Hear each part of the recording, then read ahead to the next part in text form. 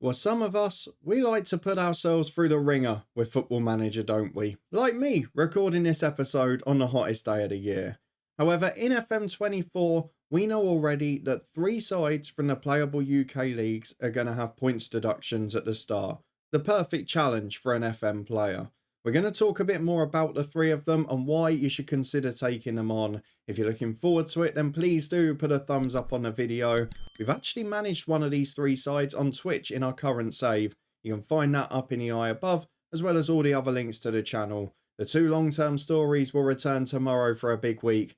But let's talk about FM24 and for the first time, give you some clubs you might want to manage. We're going to go in chronological order from the lowest points deductions to the highest. So that means at number 3, we're starting with these guys. Yes, it is the club who were the subject of my current FM23 Twitch save. And why? Because like another side a bit later on, they had points deductions last year too. The club, of course, is Reading, and they have been relegated to League One, and they're already having problems off the pitch. There's been a lot of change on it. We know the reasons why. But off it, things not going well at all. So Reading have only been deducted 1 point so far this season. However, they have 3 further suspended points, which we'll find out the fate of in about 4 days' time, as we wait to see whether the chairman has deposited the money necessary to pay wages. So this points deduction relates to 3 failed wage payments over the course of the last season, and Reading have been deducted a point, which goes in addition to the many they were deducted last year, which ultimately sent them down.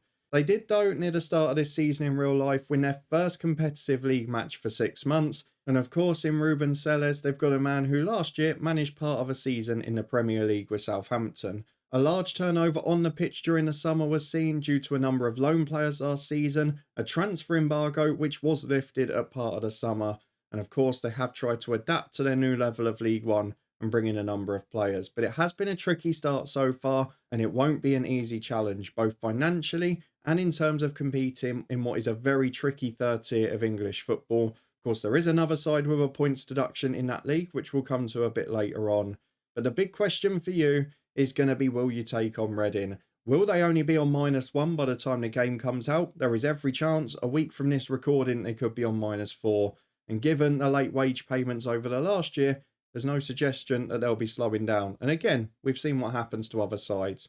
So Reading, a potential option for you to take on in FM24, the first of our points deduction clubs. And now we're going to move to another side in the same division, and their points deduction is 8 times bigger. Yes, of course, at number 2, it has been another tumultuous year for Wigan Athletic, who had the brief excitement and joy of bouncing back from League One to the Championship, only for the money to fall away and the club to fall back down. Points deductions, again, part of the feature last season, and this year they start on -8. The reason being, again, several late wage payments from the previous owners, albeit new ones have now come in, and it does look like the club is finally working a bit more sensibly. Gone are the big name signings on massive money, in come a sensible squad that are working hard, under a club legend Sean Maloney. But will you be the man to displace him from his seat? Because you've got the chance to manage a club on -8, in a league that is very strong, but with a squad with high potential. A few of the players do remain from that League One title success a couple of years ago, and in addition to that, you have got a bit of quality throughout the pitch. And Wigan would have actually started the season pretty well on the pitch. If it wasn't for points deductions, they'd be fighting for the top 6 rather than the bottom 4. As it stands, 8 points is a fair amount to catch up, and you're going to have to do your best if you want to succeed with them in FM24. So that might be another challenge you want to take on in League One. 8 points to deduction at the start for them. If you want to get to double digits, you might have to drop a bit lower down the divisions. And worryingly, this one, you might not even get the opportunity to manage. Let's go and talk about why.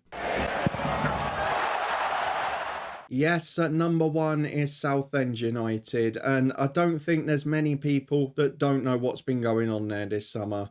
Ron Martin, the owner, has been causing problems on and off the pitch, apparently happy to sell the club for £1, but no movement being made to several parties. And Southend, it was a miracle that they finished where they did last year. They've had several HMRC wind-ups which have been adjourned, and the latest one is adjourned to the 4th of October. If there is no success and there is no buyer on this date, Southend United could be liquidated, and that would mean, depending on what date the cut-off is for data, you may not have Southend United in this year's game, which would be a horrific ending.